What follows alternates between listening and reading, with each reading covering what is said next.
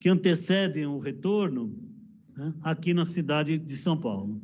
O que eu quero destacar é que o projeto de lei trata de medidas para o retorno, mas quem lê o projeto não vai encontrar aqui, e há quem diga que não precisa, nenhuma medida sanitária, nenhuma medida de higienização das escolas, nenhum capítulo, nenhum artigo que disponha sobre a ambientação, a adequação dos ambientes escolares, tendo em vista a existência e a propagação do vírus, e que enquanto não for descoberto vacina, enquanto não tiver medicamento, nós vamos estar por um período que talvez nós não queremos longo, mas pode ser longo, em situação de pandemia.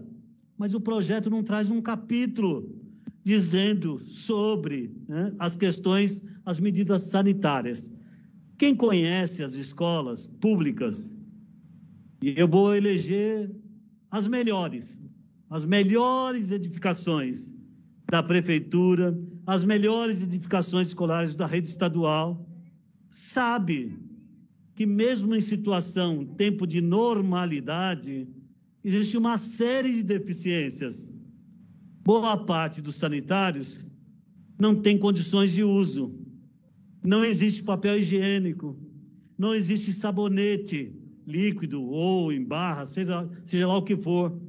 Dos sanitários, muitas vezes, as descargas praticamente invalidadas.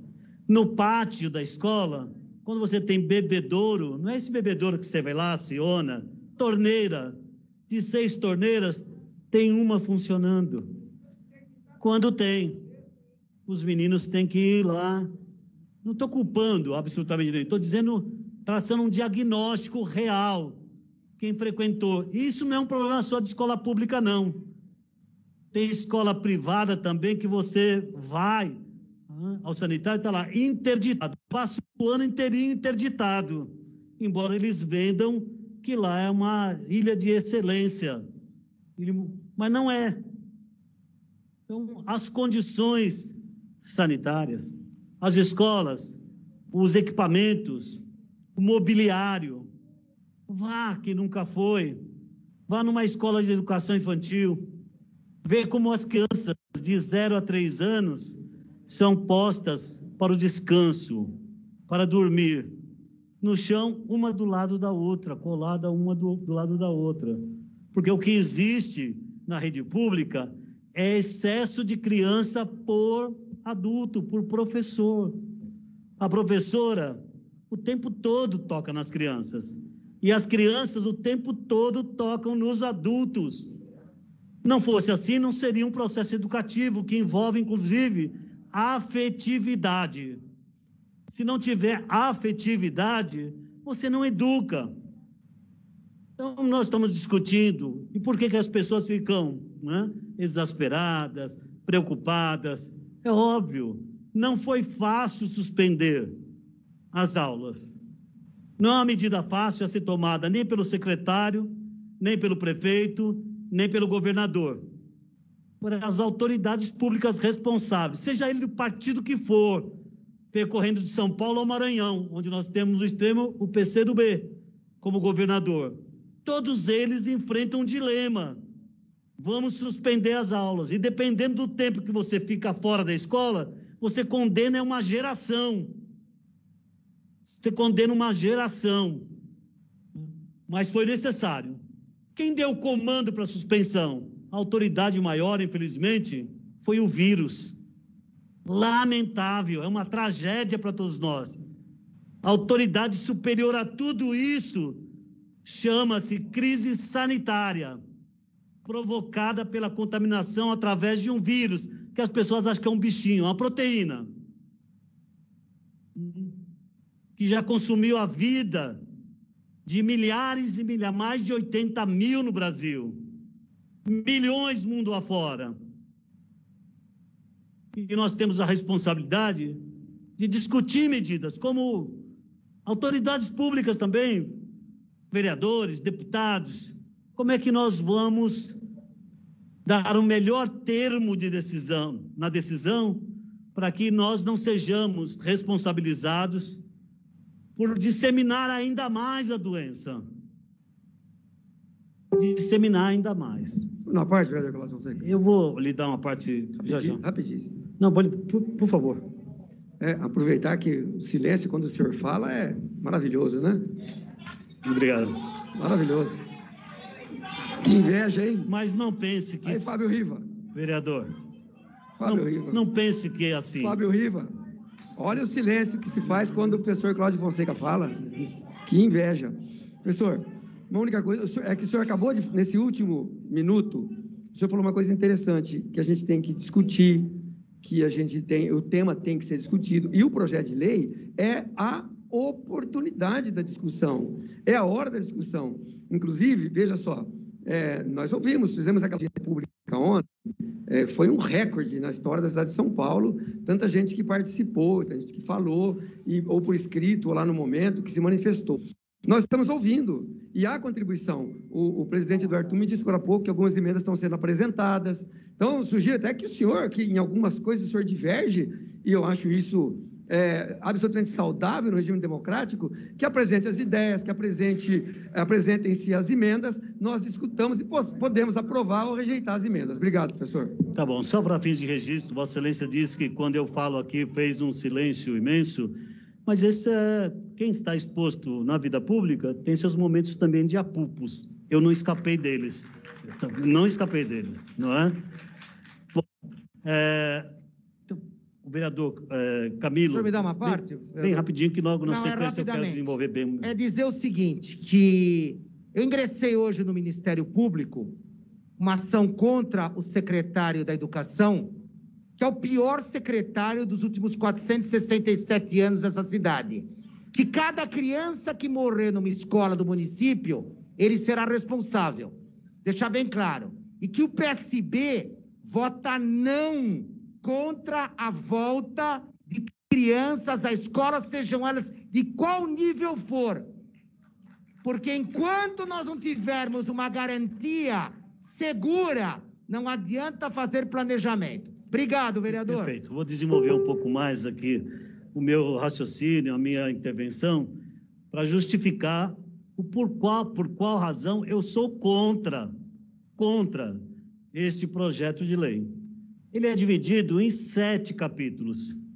O primeiro capítulo dispõe sobre medidas pedagógicas para o pós-retorno, indicando, inclusive, ampliação do tempo de permanência da criança na escola, seja voltando o primeiro 1/3, depois o segundo 2/3, depois a totalidade, servindo para esse restante de ano ou para o ano subsequente, e estando ainda em pandemia. Tudo que você tem que fazer no período de pandemia, de alta contaminação, é evitar concentração e permanência no mesmo local por muito tempo. Então, tem uma medida pedagógica aqui que indica que os alunos poderão, para fins de reposição, de recuperação, aumentar o tempo de permanência na escola. Quando, na verdade, para mitigar o risco, você deveria encurtar o tempo de permanência de exposição em ambientes com baixa saudabilidade. E as escolas, no estado em que se encontram, têm baixa saudabilidade. Não sou eu que estou dizendo, a própria minuta apresentada pela Secretaria Municipal de Educação, elaborado por técnicos da Secretaria, mais o pessoal da SPDM, mais o pessoal do Hospital da Unifesp, eles mesmos indicam que é impossível voltar se a escola não tiver um bom arejamento, se a escola não tiver rota de entrada e rota de saída, que é necessário ter distanciamento. Então, hoje, numa escola, se você tem 32 alunos numa sala, eu vou ter uma carteira ocupada e uma desocupada, uma carteira ocupada e uma carteira desocupada. O que eu faço com os alunos que frequentam, se eu vou ter, na verdade, 1/3 do total naquela sala? Como é que eu faço para garantir o direito do transporte escolar? Nós teremos novos contratos? Como é que nós fazemos para rever, né, o contrato de limpeza, já que ele foi reduzido? Você tem os centros de educação unificados, que tem 2 ou 3 pessoas operacionais para fazer a limpeza daquele complexo inteirinho. Quando um período de retorno em estado de pandemia exige limpezas periódicas de 2 em 2 horas. A coleta... Eu estou atrapalhando o vereador Celso? Não, eu não gosto de atrapalhar ninguém. Não, obrigado. Assim, mas eu estou fazendo um esforço aqui, que, né, já tenho idade, então as coisas me escapam, né? Então,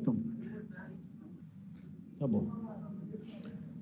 Pois bem, são necessidades que a escola não responde, é indicado pelo próprio protocolo, né? Minuta de protocolo, para ser justo. Lá tem 4 diretrizes, tem 9 ações, que envolve transporte, que envolve higiene, que envolve aspectos pedagógicos, uma série de medidas que são indicativas que a Secretaria de Educação sabe que não é possível implementar até o dia 8 de setembro. O vereador João Jorge disse aqui a verdade. O projeto de lei não dispõe sobre data de retorno, mas são medidas para quando houver o retorno. Mas ninguém tem segurança disso. Ainda que se indique que só se retorne quando todas as 17 regiões administrativas do Estado de São Paulo estejam na fase amarela. E nós temos 3 regiões que estão na fase vermelha, outras no laranja. Também há flexibilização dos critérios. Qual critério? Para você estar na fase amarela, era necessário ter 30% de leitos de UTI liberados para eventuais internações. Agora isso diminui, né? Aumenta, na verdade, diminui a quantidade de leitos disponíveis. Então, cada vez mais municípios poderão entrar nessa situação que permite sair da fase laranja, entrar na fase amarela, ou da vermelha, entrar na laranja, né? E com isso você tem uma liberação das atividades econômicas. Eu não desconsidero que existe pressão econômica para o retorno. Eu recebi, inclusive, um manifesto de um grupo de donos de escolas particulares defendendo que tem que retornar. Eles dizem, se nós já estamos preparados, não interessa se a rede pública não está preparada. Como se aquele aluno que frequenta a rede pública, pelo fato de voltar, não viesse causar problema geral para a saúde, inclusive dos alunos dele. O risco é para a sociedade, não é somente para os alunos da rede particular ou da rede privada, ele é geral. Então, o Estado tem que cuidar, tem que zelar de medidas que protejam a saúde e a vida. Então, o projeto trata aí, como eu disse, tem 7 capítulos. Medidas pedagógicas, depois programas. Programa uniforme escolar, para que as famílias possam adquirir através de um cartão. Se me perguntar se eu sou favorável a isso, eu sou favorável. Para acabar com os grandes lobbies, para acabar com essas grandes licitações, porque se elas fossem perfeitas, óbvio, mas você faz licitação e o uniforme chega no 2º semestre. Quando chega, a criança já deu um estirão e as matérias de televisão se repetem, sempre as mesmas. A mãe reclamando que a calça não serve, que a camiseta não serve. Por quê? Contestações da licitação, atraso na entrega, baixa qualidade. Você pode ter esse programa, inclusive, como fomento da economia local. Tudo bem, mas conhecendo os procedimentos para compras, se der certo o cartão, é ótimo, pode ser um programa permanente, e não é por causa da situação de emergência. Material escolar, da mesma forma. Quantas vezes as escolas reclamam que chegou ao mês de abril e maio, ainda não recebeu o material escolar? Está quase terminando o 1º semestre, por causa da licitação que atrasou, porque ela foi contestada. Quando viabilizou, não chegou, problemas de distribuição. Nós tivemos aqui no passado uma discussão imensa que resultou, inclusive, na criação de uma logística própria para entregar o leite, aquele programa Leve Leite, que o leite chegava na escola e salas de aula, salas de leitura, laboratórios de informática foram sendo ocupados como depósito de leite. E a pressão sobre os profissionais de educação para a distribuição daquilo. Governo Serra, nós fizemos um movimento para desonerar a escola, devolver o espaço escolar como um espaço para o processo ensino-aprendizagem, devolver o tempo escolar para o processo pedagógico e não para essas questões relativas à administração da entrega do uniforme, do armazenamento do uniforme, do armazenamento do material escolar, do leite. A escola serviu para tudo, já não estava mais servindo para educar. Então, tem 2 programas, programa de auxílio para a aquisição do uniforme, auxílio para a aquisição do material escolar. 2 outros programas que é de saúde, não é de agora, que é necessário um programa voltado à assistência à saúde dos alunos. Quem é educador, quem é professor, quem trabalha na rede municipal, em um SEI, uma EMEI, uma EMEF, numa EMEBS ainda mais, sabe que as crianças chegam lá sem laudo médico. Não tem laudo. Você não sabe como tratar a família e a criança, porque não tem laudo. Então, ter um programa de saúde é uma reivindicação nossa, não é minha em particular.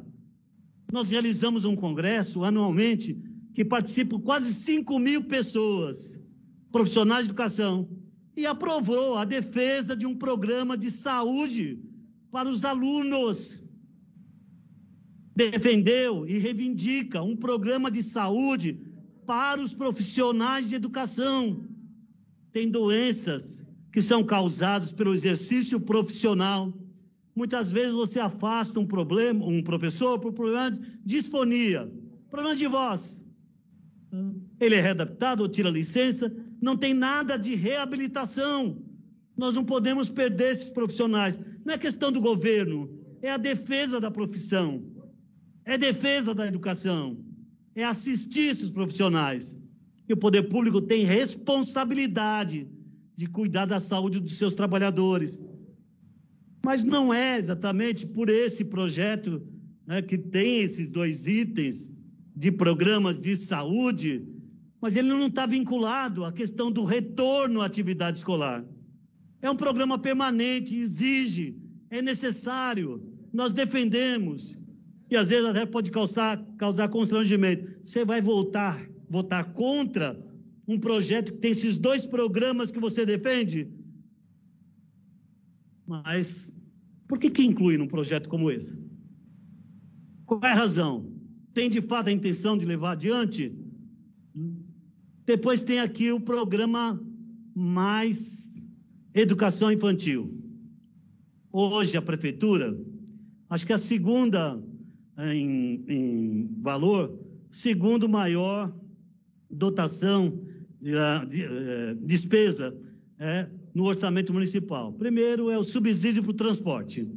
E segundo, é a transferência de recursos para as entidades parceiras e conveniadas na educação infantil.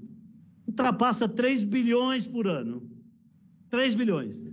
Porque já existe compra de vagas na educação infantil. Nos centros de educação infantil, nas creches de 0 a 3 anos, o argumento é que o poder público não consegue atender a todos, eu vou adquirir vagas, vou fazer contratos, vou fazer convênios. Dá 3 bilhões de alguma coisa. Mas é para a educação infantil de 0 a 3 anos. Agora nós vamos avançar. Vamos comprar vagas também de 4 e 5 anos. Mas por qual razão? Em situação de crise, as famílias tiveram que tirar seus filhos da rede privada e vai aparecer uma demanda de 20.000 pessoas, famílias que querem matricular seus filhos em uma EMEI, estavam matriculados na rede privada. Esse é o argumento. E aqui diz, no projeto de lei, que essa compra de vagas encerra no final do ano. De qual ano? É medida emergencial? Então vai se comprar vagas. Se as aulas voltarem em setembro, vou comprar vaga em setembro, outubro, novembro e dezembro, aí encerrou? Ou é uma medida permanente? Para que todos os anos se compre vagas na rede privada. Qual é a trava que você tem aqui determinando que o poder público tem que expandir a rede física escolar para atender toda a demanda na rede direta? Não existe um indicativo. Olha, por situação de emergência, eu vou ter que comprar vagas na rede privada. Mas eu tenho um plano de obras, de expansão da rede física, para construir tantas escolas de educação infantil. EMEI, construir tantos centros de educação infantil, para num espaço de tempo X, todas as famílias que procurarem uma vaga na rede pública direta, tê-la. Não tem. Então, aquilo que pode sugerir que é medida emergencial, na verdade, quer se passar uma política permanente de compra de vagas. Nós vivemos num regime capitalista. Livre iniciativa, as famílias que têm dinheiro e posse, quem é que vai constranger o seu direito de matricular na rede privada? Mas o Estado tem que preservar o direito de todos e assegurar o acesso na educação pública gratuita, de qualidade, para todos. Então, e aqui não tem. Esse programa mais educação infantil ocupa do artigo 6º ao 11 aqui.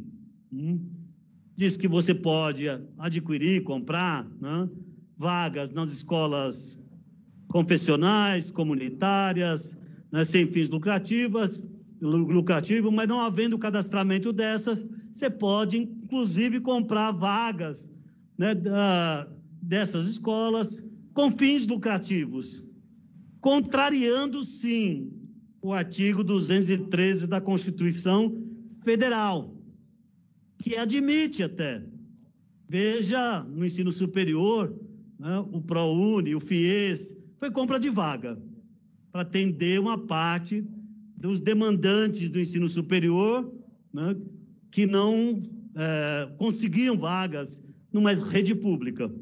Sim, a Constituição admite, mas no caso da educação básica, só pode haver essa contratação de vagas, compra de vagas, em instituições de caráter de fins não lucrativos. Bom, eu sou contra o projeto, porque as escolas não oferecem condições, que precisam tê-las, para gerar segurança, saúde e a vida. Não vou detalhar cada um dos itens num centro de educação infantil, numa escola de educação infantil, numa escola de ensino fundamental, numa escola de ensino médio. Escolas são espaços de grande aglomeração. E tudo que a ciência e a medicina diz é para evitar aglomerações. Se for coerente aquele comitê estadual de contingência do coronavírus, vai chegar no dia 10 próximo agora e vai indicar que não pode voltar no dia 8. Se não voltar no dia 8 e prorrogar por mais um mês, nós vamos estar no mês de outubro. Basta fazer conta. No mês de outubro, se retornar, eu vou ter 20 dias, 22 dias de aulas. Para quê? Submeter as pessoas a um risco imenso que vai do adoecimento ao óbito por 22 dias, quando Secretaria Municipal de Educação, Secretaria Estadual de Educação, Ministério da Educação, porque nós estamos falando de política geral para o Brasil em relação à educação, para a cidade e para todo canto, deveriam desde já, muito antes, estar preparando os ambientes escolares para, quando retomadas as atividades, gerar segurança nas famílias, gerar segurança para as crianças, gerar segurança para os profissionais de educação. E só na cidade de São Paulo nós estamos falando de um contingente que chega a 3.250.000 pessoas. Esse é um vetor ou não de expansão, de contaminação, se concentrados, ainda que volte 1/3. Quando diz, olha, vai voltar 1/3 na primeira etapa, estou falando de 1 milhão. Ah, vai voltar 2/3, estou falando de 2.200.000. Ah, vão voltar todos, estou falando de 3.300.000 pessoas. Então, apelar a todos para que nós sejamos racional.